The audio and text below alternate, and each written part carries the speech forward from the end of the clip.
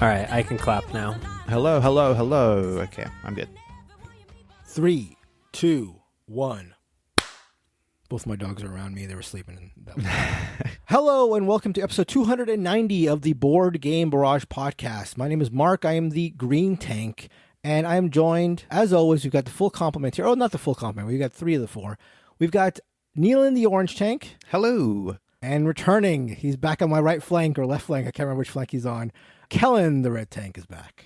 Which one is on the which hand of God, you know? That's the hand that I'm on. Yeah, you're on the right hand of Mark, also known as... No, I'm just kidding. How was Mexico? How's your trip to Mexico? Oh, it has been a whirlwind, man. It was great. Super amazing. We'll be talking more about that, I'm sure, on the bonus episode. We're going to be recording after this one, available to patrons on an every other week basis. But this is not the Patreon episode. This is the main episode, the mainline episode. And on this episode, recently, I think we've mentioned this as a collective here, that our feelings and concerns about board games feeling samey to a large degree. And so it got us thinking, is that sameness, is it inevitable? Does the inherent analog nature of board games mean that there's a limit maybe as far as how much they can evolve? Is there a ceiling to where board games can go? Or are we just dumb? We are going to be talking about that later. But before we get into it, we're going to be talking about the games we played. First, a double shot from Neelan. He's going to be talking to us about both Orchard and, I almost called it Orchid. Orchid. Yeah, but that's not the word. The word is actually Orchard. Orchard and Hadrian's Wall. I'll follow that up with my play of Terracotta Army. And then finally, Callan will talk about a game that I've had in my collection forever and I've always wanted to play but have yet to, and that is Santiago. So looking forward to that myself. Is it okay? Correct when you correct a place name, it's worse because in my mind it's Santiago, and in your mind it's Santiago. Yeah, I think the Chilean people would agree with me. Well, there's no way they're saying Santiago there. I'm sorry, there's no chance. Chileans, our Chilean listeners, isn't Gabi a Chilean descent? We'll ask Gabi to check in. Don't know Gabi. Board game snobs. Still don't know Gabi. But yes, Santiago or Santiago aside, you would say Santiago? Santiago? Yeah, I was going to say, is it Santiago? Listen, anyhow, I don't want to be wrong about this. so shortly after your trip, I'm not gonna be too aggressive about either path here. It's probably a good idea. Probably a good idea from all of us, actually. Anyway, Neelan, tell us about Orchard and/or Hadrian's Wall. I guess not or. Tell us both. But I might tell you about both, yeah. Okay. I just roll the die and pick one of them to talk about. Okay. No, Orchard is a 9-card solitaire game, as the subtitle says. And this was gifted to me for last year's Ghost Turkey. It kind of was stuck in South Africa for a long time, so I only was able to get it a few months ago because I had forgotten it was there. Or rather, my brother forgot that he was holding it for me. Well, partially my fault, but mostly his fault. But I broke this out recently and couldn't stop playing it. It is a very quick, very easy solitaire game. The premise is that you have a deck of 18 cards, which you'll shuffle up. You'll draw 9 of them, so you will only be playing with 9 in any given game. And each of these cards has 3 different colors of tree on them, orange, purple, and yellow, in different arrangements. You start by placing one card in the middle, and then you progressively cover that card by matching the colors overlapping in whatever way you can. So you might overlap one edge as long as all the colors line up. Anytime you cover matching trees, you are incrementing a die. So they start off with no die on them, and you put the first die on, and it becomes a 1. If you were to cover those trees again, that die goes from a 1 to a 3, then from a 3 to a 6, and then from a 6 to a 10. So the numbers on those dice are going progressively better and better and better as you cover those same trees over and over and over again. So it is a simple puzzle matching game, but the one twist that makes it quite good is that you're allowed twice per game to mismatch a color. That will give you a rotten apple, which is going to be a -3 at the end of your score. But that is pretty much it. You work through the deck of 9 cards. You just make a very simple orchard out of that, and you calculate your score at the end of it. There's a fair bit of luck, but this is so zippy and so satisfying and so takes up like next to no table space. I was just kind of doing this over and over again on my couch while I was background watching shows that I didn't care too much about. And I kind of had a blast doing it. It's kind of like the one solitaire game that I kind of just felt compelled to return to over and over again. I was pleased to discover that this was the Golden Geek winner for 2018, and I think it absolutely deserves it. It is your perfect bite-sized take-anywhere solo game, and I've had a blast with it. So in terms of your desire to go back to it, I'm trying to imagine myself playing this, and it seems interesting the way you've described it. I'm looking at pictures now, and it seems interesting. I just don't know if I would feel an inclination to go back to it because, you know, you're presumably trying to better your score. It's a score. It's a score beat thing. I will say this: like, I do sometimes feel like the range that your score can fall in is somewhat constrained. But then every now and again, I sort of have a really, really good play of it where I sort of beat my average by a fair bit.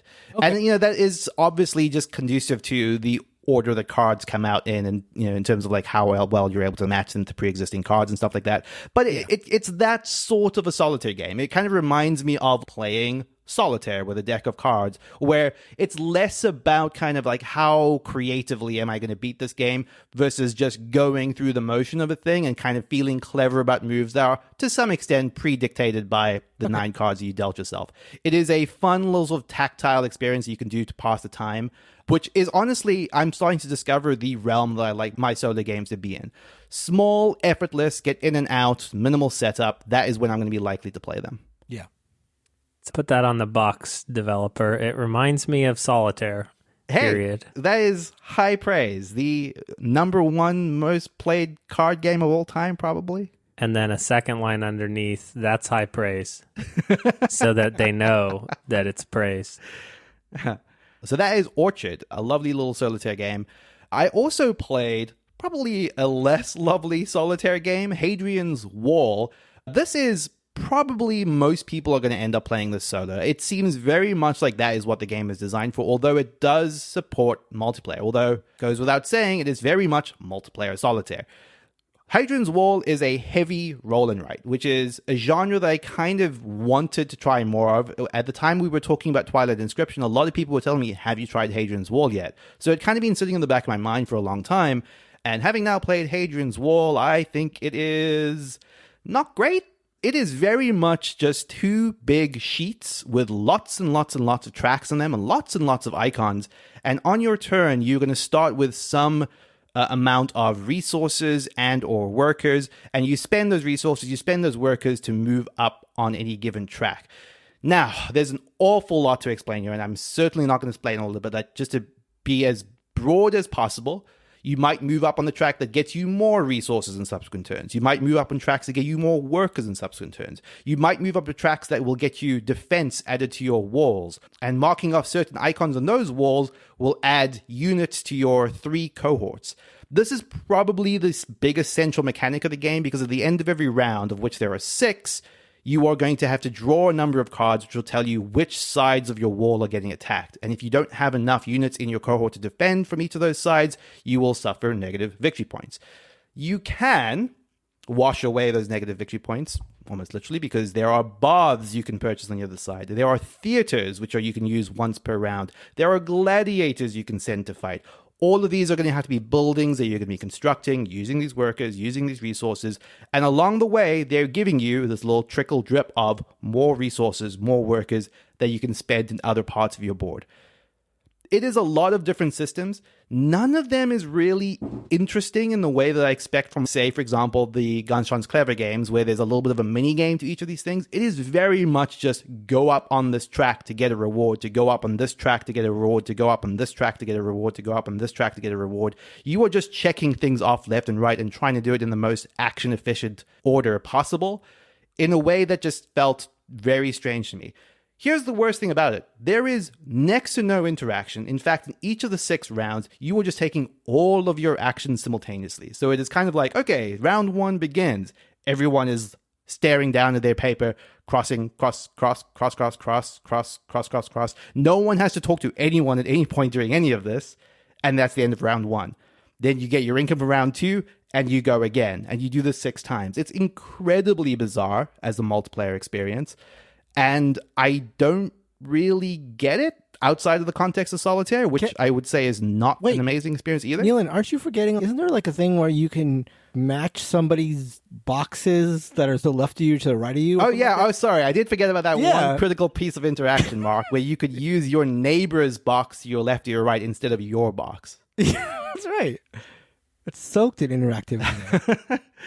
Yeah, there's just really not a lot there. And it kind of bummed me out because it kind of made me feel like when I was talking about Twilight Inscription, which, is a game I still kind of like in the heavy roll and write genre, it kind of made me feel that, wait, if people were comparing Hadrian's Wall favorably to this, then they just missed something in translation because by comparison, Twilight Inscription has a ton more interaction, which is wild to say.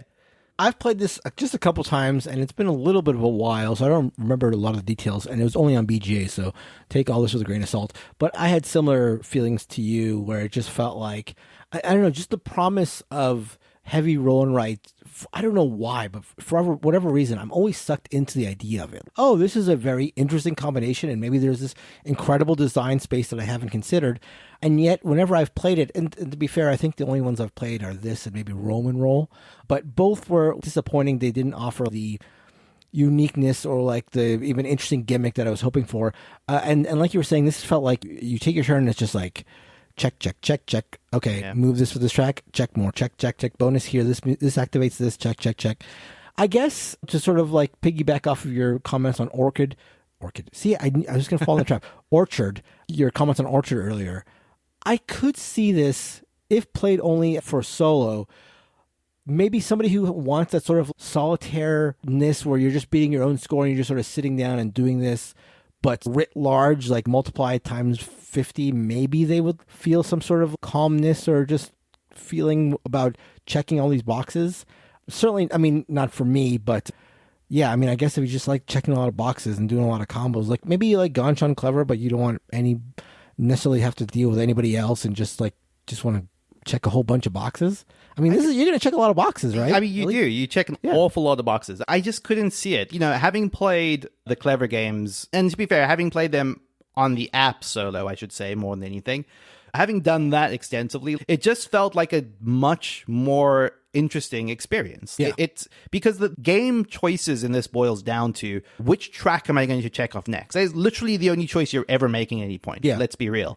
And it's kind of really hard to see down the web of what your track order can go until you go down that road. And then you're like, oh, I regret this. I should have done this first. And then, by then it's too late. Because what are you going to do? Erase all the tracks you've done at that point? And then, it's just an exercise in kind of best wishes down the next track that seems the most inviting and hope. I don't know. It struck me as really, really odd. Yeah. But that is Hadrian's Wall. I think we shouldn't make our BGB proclamation on it, though, until the three of us play it on BGA, so we get Kellen's take on it.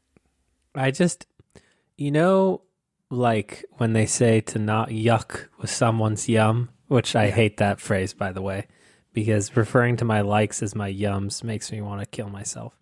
But it's a heavy roll and write game. This is ranked 8.0 on BGG, my friends. This is the cream of the crop. This might be the best roll and write ever made, and I couldn't give I couldn't give less. Oh my God. Anyway, don't yuck others yum. I don't think I realized it's now in the top 100 on BGG, which is wild to me because, I don't think it's a good roll and write, let alone a strategy game. Anyway. All right.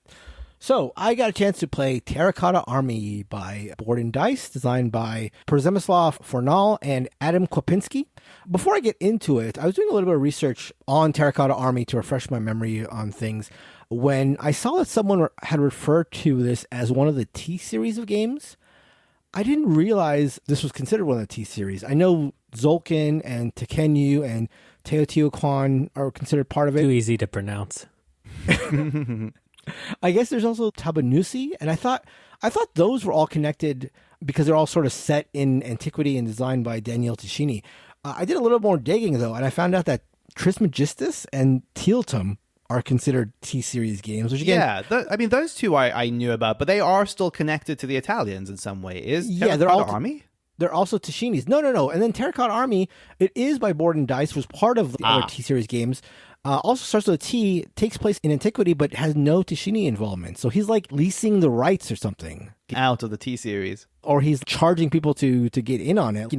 Someone's got like a design out there and he's like, yeah, seems good. But, you ever consider theming this as like Timbuktu and joining the party? But anyway, so let's talk about Terracotta Army. Speaking of the T games, at least the ones I've played before, when you look at Terracotta Army, you'll immediately see, and perhaps feel is better a word than see, a number of similarities to those games. Those games tend to have earth tone color palettes. Terracotta Army is no exception. A lot of those have some level of worker placement, and you get that here. Same goes with the generally large table presence. I wouldn't call many games in the T-series table hogs, and the same goes for Terracotta Army, but there is a lot of stuff going on in this game, so it does have a large presence on the table there. So as I said, the crux of what is happening in Terracotta Army centers around worker placement that you're going to be doing. Every round, you're going to be taking a number of meeples, depending on player count, and you're going to take turns placing one of the workers on this ring of worker placement spaces and then taking your actions. The gimmick with the worker placement circle that you're going to be placing around is that the worker placement circle is made up of 3 concentric smaller circles. And based on where you place your worker on the outer ring, you're going to be taking 3 sub-actions. So there's the one on the inner ring, there's one on the middle ring, and one from the outer ring. So depending on what slice of the pie you have, those are the 3 actions you're going to be taking. The 2 inner rings turn round to round and can turn in the middle of a round if a player pays for it. So in order to sort of line things up so that if you really want 3 specific actions, you can pay to have the circles turn and maybe line things up in an action you're more interested in taking. The actions on the wheel come in a couple different flavors. There are some that are going to give you money, which you can use to, again, spin that wheel and change things. There are some that will give you the other big currency in the game, which is clay. Clay's sort of an interesting resource in that it comes in the form of these tokens. And on one side, there's an image of clay. And on the other side, it's dried clay. And so you can carry over as much clay as you want from round to round. However, for the most part, any clay that you don't use in a round becomes dry, and then you're required in a subsequent round, if you want to use it again, to wet the clay using the wet clay action spot, which is a weird action spot. Can you wet this board game overview, Mark, for us? Can I wet the overview, replenish it, reinvigorate it? It's become dry. Okay, all right. So I'll try to amp it up here. So let me wet the review. So if you're trying to stock up a bunch of clay and have a really strong turn later on, I'm trying to make this as energetic as possible. You can stock up all this clay, it all dries up, and then if you want to have that big turn later on, you have to spend an action to wet the clay and then have that big turn. So it's like a wet clay action, which is an action space that I really did not want to say as much as I have been. So I'm going to move on. So the primary reason that you're going to mass all this clay is because you want to use them to build the aforementioned Terracotta Army. So that's why you're getting all this clay. So this Terracotta Army comes in the form of minis that come in 4 different colors/molds. You use the clay to build these warriors, which can grant you a number of different bonuses. First is if you have a certain type of weapon token readied, you can flip it to its unreadied side to take a bonus specific to the type of warrior you're placing on the board. I won't get too deep in the woods there, but like basically there's a number of bonuses you can get depending on the type of warrior you sort of place on the board from the Terracotta Army. You're also going to get victory points for placing the warrior, and they also come in 4 varieties, again, as I mentioned, and you get more points for placing the warriors that are the rarest on the board. So if a certain type of warrior has been placed and you place them, you get the most points. The reason that is important, or that even is the case, is because certain types are less used and are rarer because you will get bonuses throughout the game for clumping the same type of warriors.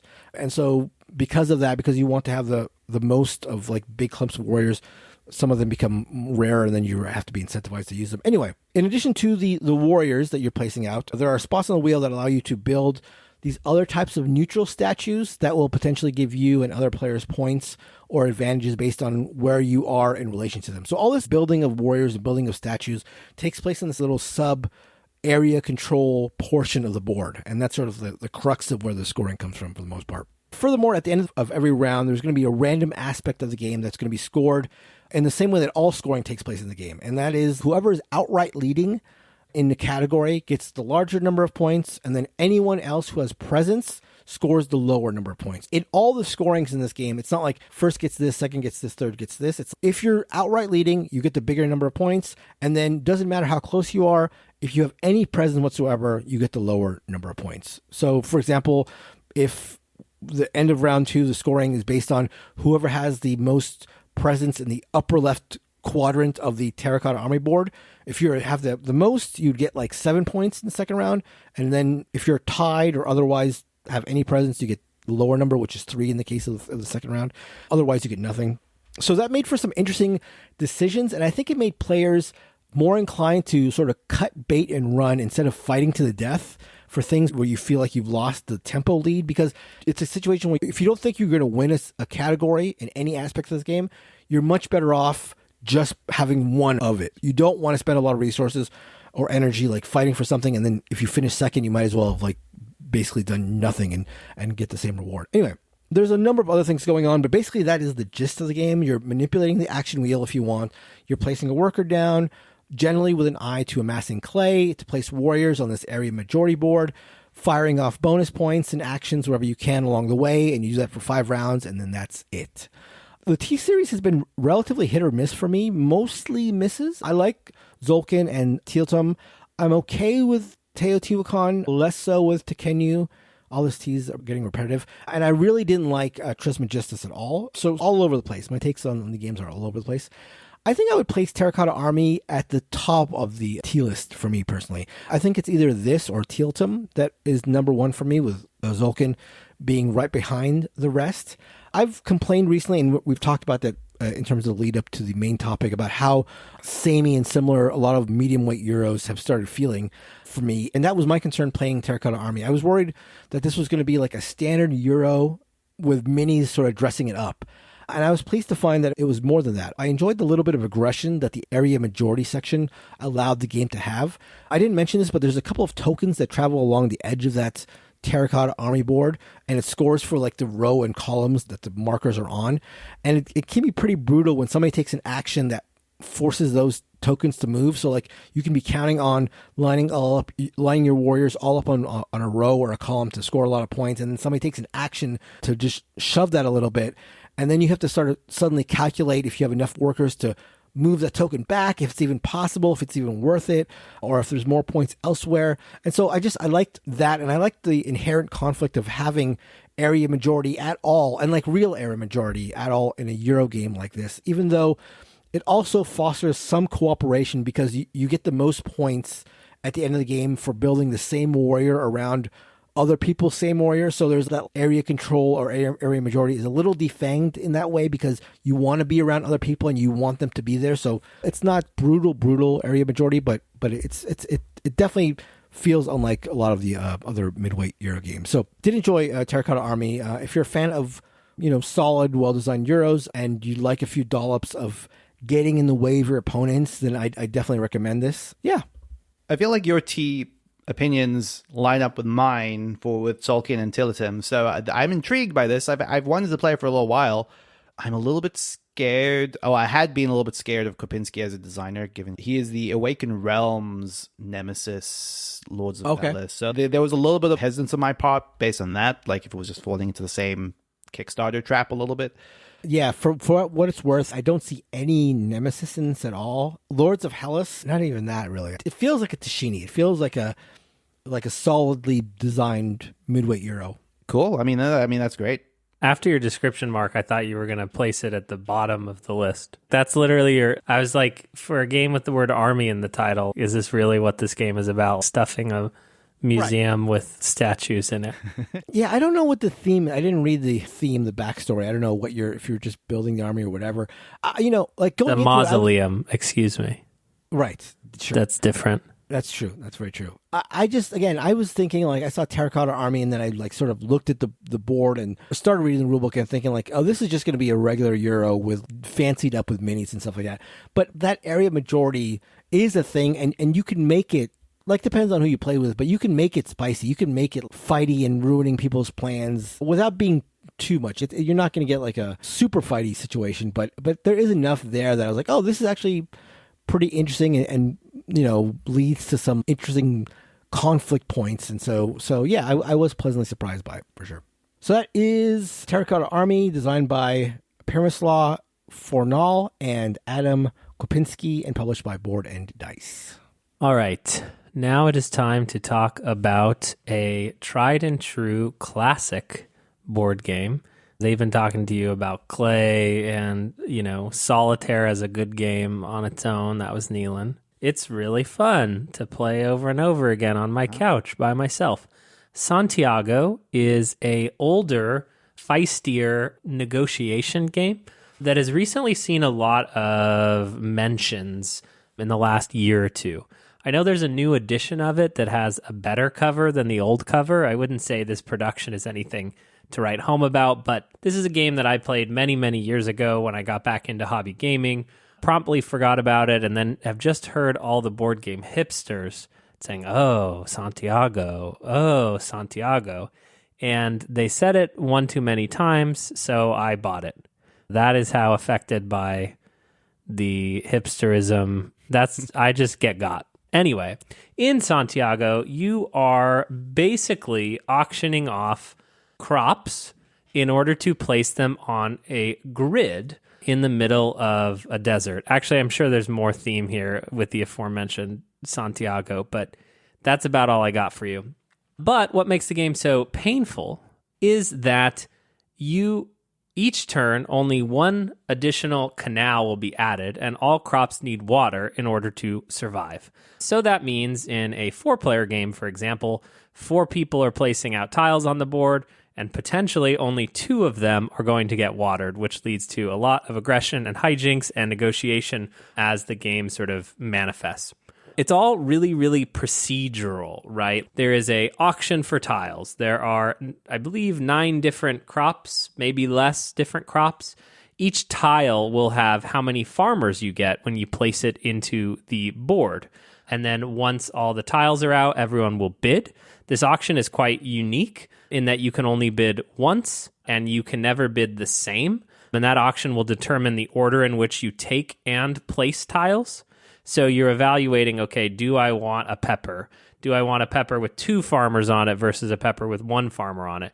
Do I also want to be the first person to place this tile because there's a spot on the board that is already irrigated?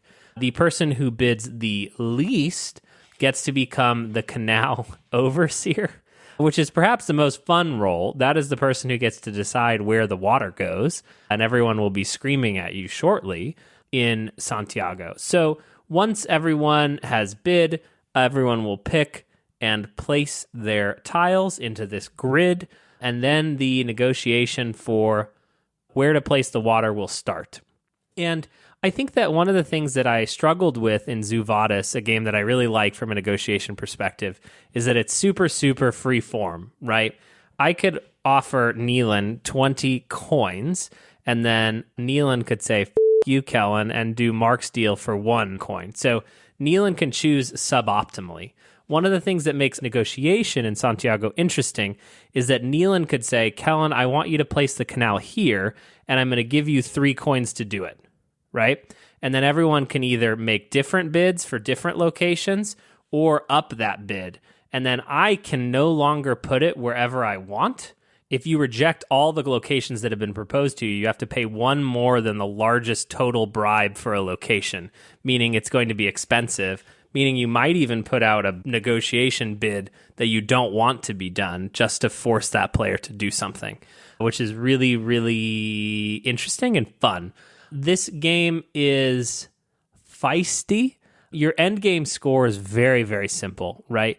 If you have 3 people in peppers, 3 farmers in peppers, you will multiply that by the amount of pepper tiles that are adjacent to each other. So 3 farmers in a 6 pepper farm would give you 18 points.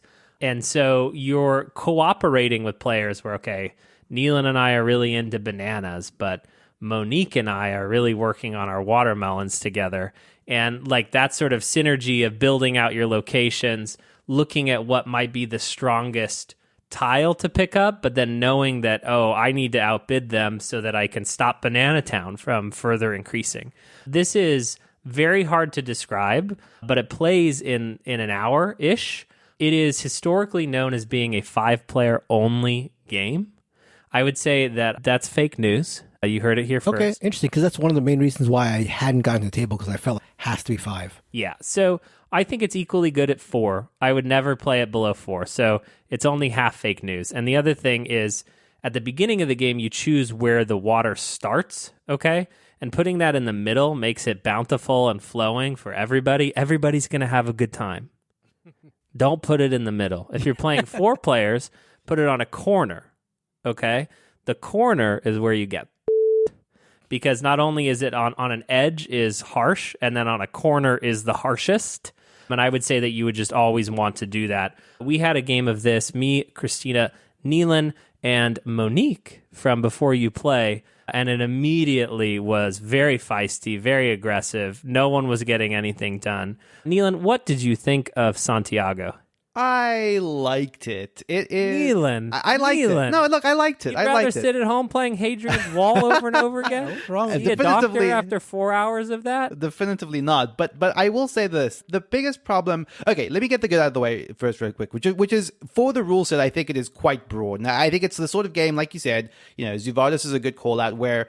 It's not about the rule set, it's about shouting at the people at the table. It is a game where you will just be in each other's faces and talking to the person next to you and agonizing over every move with everyone at the table constantly. That is the game, and it's great at that. It has everyone talking about, oh God, what's the worst that could happen here? If Kellen does this, is this going to hurt all of us? We have to do everything we can to make sure Kellen doesn't place the water this round. It's he's revealing a lot of the strategy of the game. and that's happening a lot, and I loved that. I will say, though, it did feel very bad a lot of the time. I think that the thing that can happen a lot, because turn order is dependent on that canal overseer, you can sometimes have rounds where this would have been a really, really great round for me had I not been in the first player position, because then you just get hurt by bidding order to some extent, and that is, to extent, some part of the game, but you also don't know when those tiles are going to come up until the round that you've chosen what your turn order is going to be. So it has the potential for like really nasty swings, not unlike, and Kellen was called this out as well, not unlike the Estates. I have in the past sort of raved about the Estates, but the Estates is similarly, hey, it can all just come crashing and burning down in an instant, and that sucks. It is similarly agonizing. It feels bad a lot of the time. I just sometimes felt like the turns that I was getting the most hurt, there was nothing I could have done to stop that. And that's not a great feeling, and that might just be more on me than the game, to be honest. Yeah, I think that there's some sensitivity around turn order here that is hard to shake because it's so procedural, and there are whole rounds where you just want to become the overseer and not really bid on a tile, so it's the best of what's left, or making sure you're preserving your money appropriately for the time when it's right to strike. You don't have an equal opportunity starting every round at all. And that can feel bad. People who have problems with turn order in heavy Euro games. I've always been more okay with it personally for whatever reason. It just feels like a mechanism we're fighting over. But this one definitely, if you're sensitive to turn order being a potential challenge for you, you probably won't like it. But again, it is over relatively quickly. Totally. And it's a negotiation game, but with their strategy going on every turn, every auction feels super brutal. I personally way prefer this to the Estates, but that's my Kellen opinion of one. I mean, even the fact that it is evocative of it makes me want to play it even more. Oh yeah, you would love this, Mark. I think you would we definitely should try this with you at some point. Yeah, for sure. And again, you could become a board game hipster because this is on the up and up in board game hipster land. So that is Santiago, a 2003 release that you can still pick up. There's new editions being made. Vassal's Law.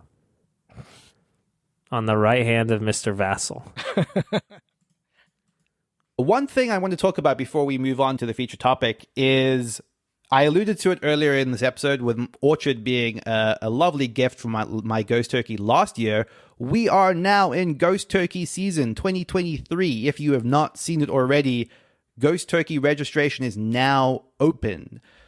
If you're not familiar with Ghost Turkey, this is our Secret Santa event that we do every year on our Discord. If you want to take part and send a gift to somewhere in the world in the Board Game Barrage community and receive a lovely board game gift or board game related gift, please head on over to our Discord at boardgamebarrage.com/Discord and look for the Ghost Turkey channel. There'll be a pinned note there telling you how to sign up, or feel free to ask anyone there. We'll run you all through it. We support international shipping if you're not in the US, as long as you're also willing to ship internationally. So anyone around the world can take part. It's a lot of fun. This is absolutely one of my highlights of the year. Yeah, the Ghost Turkey channel on the Discord is, even though I don't participate as deeply as a lot of people do, it's always such a joy to check in on because some people really, really do it up. So it's been fantastic. Neelan, but what if I want to receive but not give? Then you should not be taking part in a gift exchange. Can you put that in the frequently asked question? Speaking of board game exchanges, also coming up probably this weekend, I'm going to be kicking off the PAX Unplugged math trade. So this is going to be the math trade for the entire PAX Unplugged convention. It's going to be run as it was last year by Board Game Barrage, although this year we're actually going to be there. So if you're interested in joining the PAX Unplugged math trade, you can search for it on Board Game Geek, but probably more easily, you could go to boardgamebarrage.com/trade, and that will link you right to the math trade. So yeah, can't wait to administrate it. It's been a while since I was in a big math trade, so I've been itching to get back into it. So that'll be a lot of fun. So that is going to be the Board Game Barrage math trade for PAX Unplugged. All right, on to the main topic. So, as I mentioned at the start of the episode, we've talked a lot, even on this episode, we've talked about the sameness of a lot of board game design recently, especially the midweight Euros. I know Tom from Shut Up and Sit Down in a video review of Gollum mentioned that he liked the game fine, but it just felt like a lot of other midweight Euros are also fine. So I guess that was one reason why they weren't covering games like it on the channel more. And so I think it's a feeling that a lot of people have felt, and it got us sort of thinking, if it's a sign of board games in general hitting some sort of evolutionary ceiling in a lot of other facets of culture, be it like film or video games, to make a gaming analogy, there seems to be like an openness to the extent to which evolution can happen in those mediums, because they, to one level or another, can embrace technology. You know, there can be upgrades in video game hardware, or, you know, ideas like that, or breakthroughs in the ways movies are filmed and stuff like that. And that can aid in the ability to have those medium evolve. But does the inherent analog nature of board games sort of make it a situation where their level of evolution is capped?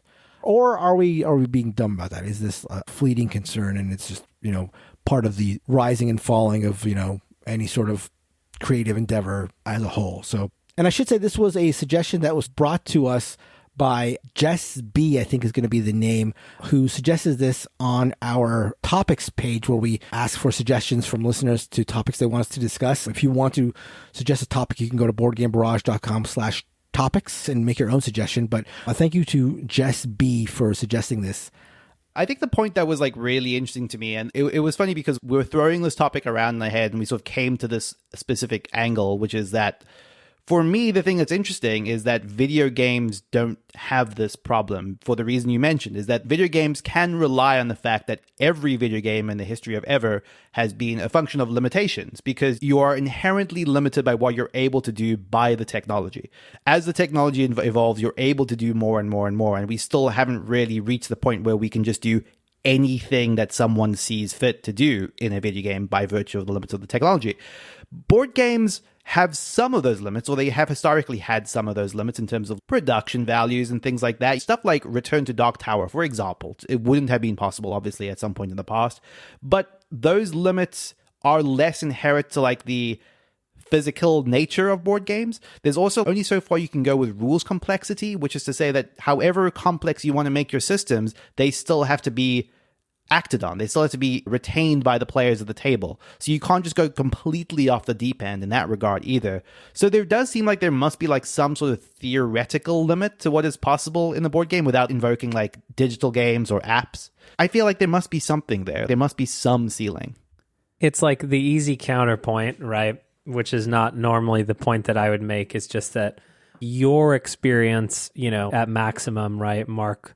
Oh, Mark, you've got the most board game experience here, you know, stretches back, what, 20 years right at most? Yeah.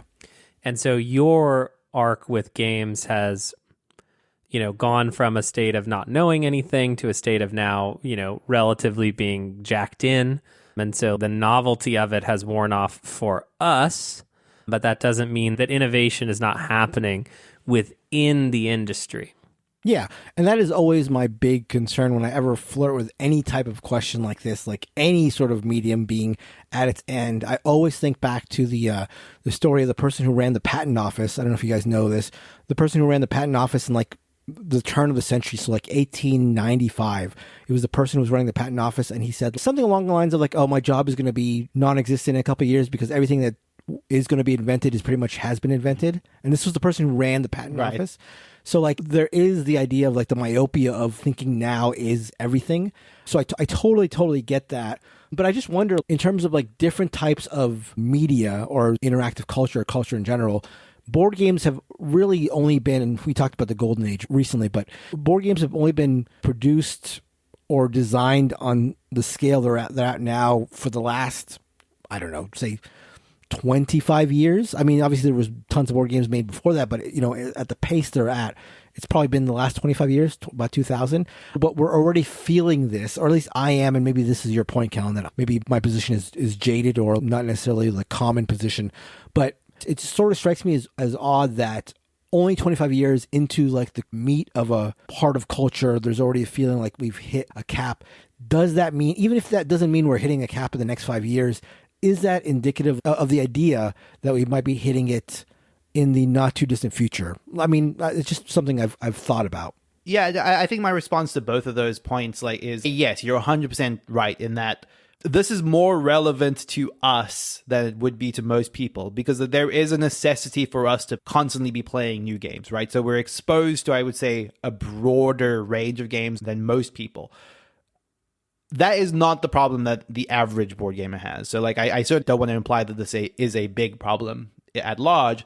And then secondly, I also don't want to suggest that we're at that saturation point yet. In my head, it's kind of just more interesting to think about the theoretical endpoint or just saturation point. It's kind of like, what is the phase space of cards and dice and pieces on a board when you sort of have to layer in a certain high level of rules complexity? There is some limit to that, and I just don't know what it is or how far we are from it.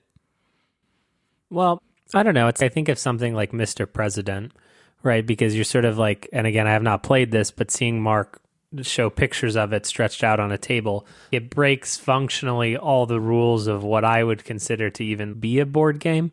And yet it's there, people love it, stuff like that will continue.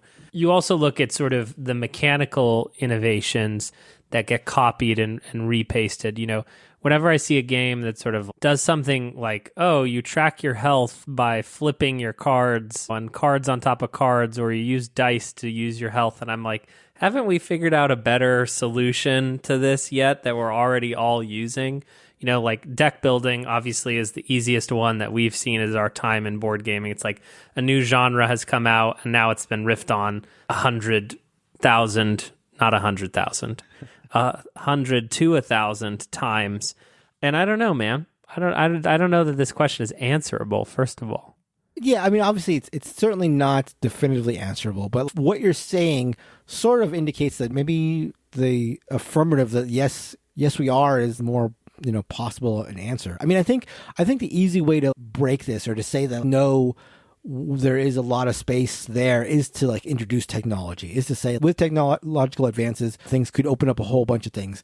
And I guess that my gut feeling is to say, yeah, but then are we doing board games, you know? And not only in like a abstract way, in a way that like when board games introduce a lot of different app parts or stuff like, I know there's like a community-wide backlash a lot of times, but even I, as somebody who likes to think of himself as open-minded, does feel like that is not really what I want in this sort of medium. Well, there's one thing I do want to call out specifically, though, which is that one area where tech can help this without specifically being an app or like an electronic component or something like that, which we are seeing more and more of, is just like computer aided design. So stuff like Turing Machine and stuff like Archaeologic, where you can imagine like all of these iterations that would be impossible for someone to design by hand, or like where the components reach like a level of complexity that just cannot be done without evoking like a program to do it. Cryptid may be another good example of where it's like less obvious. Like all of those scenarios are calculated, I have to assume, by a computer. Even though the game is fully analog and just relies on pages and doesn't have the feeling of Turing Machine, of just like reams of what looks like computer code printed onto cards, there are clever things you can do with that by sort of pushing just the ability to sort of math out scenarios or math out possibilities in a way that we couldn't if you were just hand designing. So you would say like you like computer-aided board game stuff, like AI art is something you would be No, endorsed? Mark, I would not say that. Whoa! How dare you? Neelan. The truth has come out about Neelan.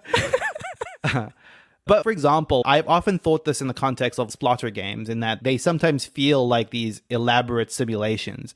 And the avenues that you can explore where you sort of allow simulation-y type things in the context of like computer simulations to handle parts of like design from like a testing standpoint even is cool. Yeah. I wonder if could we imagine technology that isn't available now that would be integratable in what we would consider like an analog board game. Yes. Okay. E-ink trading cards. Go on. Well, actually, there was a prototype of this the other year, but e-ink is the always-on display of like your Kindle, What right? does the E stand for? Electronic. I had to think. You almost got me. No, e-ink is actually really interesting technology, right? Because it's off. The ink is actually moving. There's physical ink in it that's moved by electricity. You can see text or a picture, but it's actually off or in a very, very low power state. It's not constantly drawing power, which is cool. Yeah, and it's displaying something. So I guess my question or my counterpoint to e-ink playing cards, which was a big mic drop, electronic playing cards, would be like, how is that different than the sort of sleeved system that they're using in, what are those games called? Dead Reckoning? Yeah. Right? Dead Reckoning. I mean, but actually, now that you mention it, Dead Reckoning, the card sleeves, that is a good example of a sort of component that is not easy to have manufactured a decade ago. You know, that is technology coming to board games in a very real way. Sure. The sleeve technology, which Neelan knows an awful lot about. King of sleeves, Neelan. No, but with e-ink displays, you could do even more tomfoolery and even more ability to update them or change them. Or, I mean, I can't even think of all the things that you could do with it. Yeah, and I guess, you know, as long as that didn't feel like opening an app, and the way you're describing it certainly doesn't, then Well, it's like, sorry, just to riff, there are effects in games like Marvel Snap and Hearthstone, of which I have no affiliation with, even though I work for Activision Blizzard King. Sometimes those effects, I'm like, oh, you could never do this effect in a trading card game, and that's what makes it fun. Mm-hmm. And I wonder if you introduced e-ink, you know, the ability to do some of those could maybe come to life somehow. I'm trying to think of a good example. I can't on the top. But you could imagine that even being integrated on a board or something like that. I mean, obviously, then you start blurring the lines potentially of where you go from. Oh, yeah, an e-ink board. Yeah. No, but card games are better than board games, so we started there.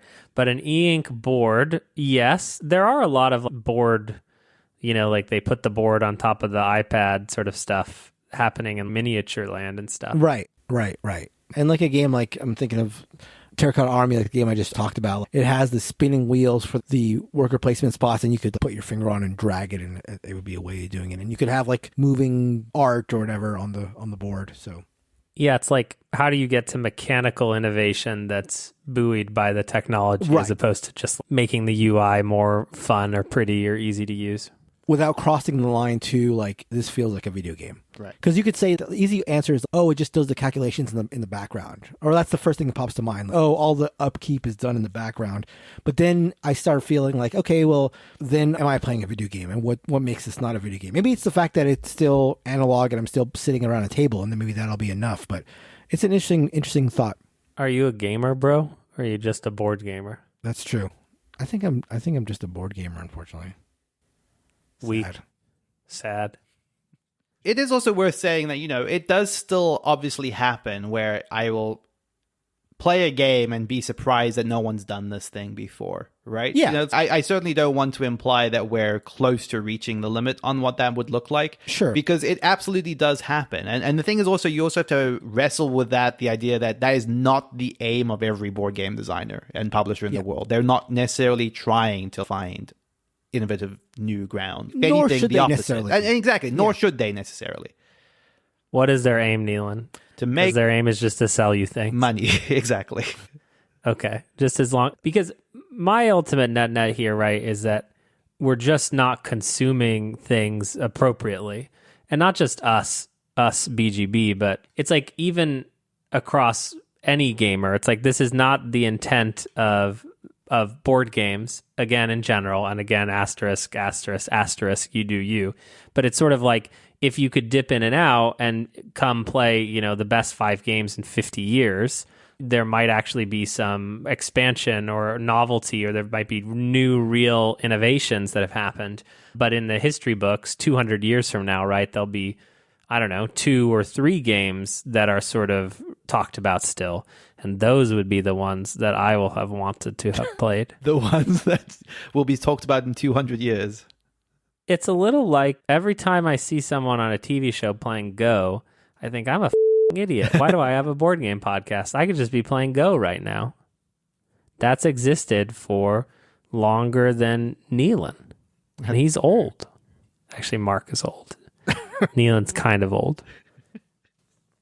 Yeah, I mean, even without imagining stuff from like a technology perspective, it has been very eye-opening to play, like, for example, Stationfall this year, and so just have this realization of just like, man, I've wished a game like this would have existed for the entire time I've been playing board games, and now suddenly it does. And that's cool. That is cool. Yeah, so maybe that is not it needs a ray of hope, but maybe that is like a sign that maybe we aren't, nearing that ceiling or that end. So let us know what you think about that. Let us know what you think about the state of board game design. And is there a lot of space there for exploration and for evolution? And you can do that at boardgamebarrage.com/Discord and go to our podcast channel where we talk about that week's episode.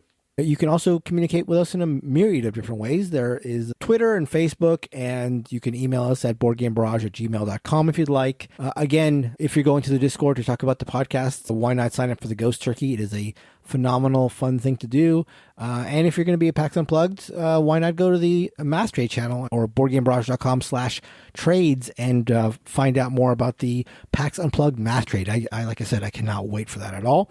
Thank you, as always, to Heart Society for our intro and outro song, What's on Your Mind, Kid? And until next time, goodbye. Bye-bye. Bye. We save this out.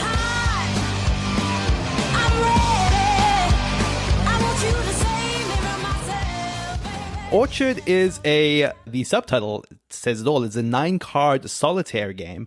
This was gifted to me last year in our Ghost Turkey, and for reasons that, and for, We're good. what does Christina say? She said that the word is Spanish and that it's Santiago. Perfect.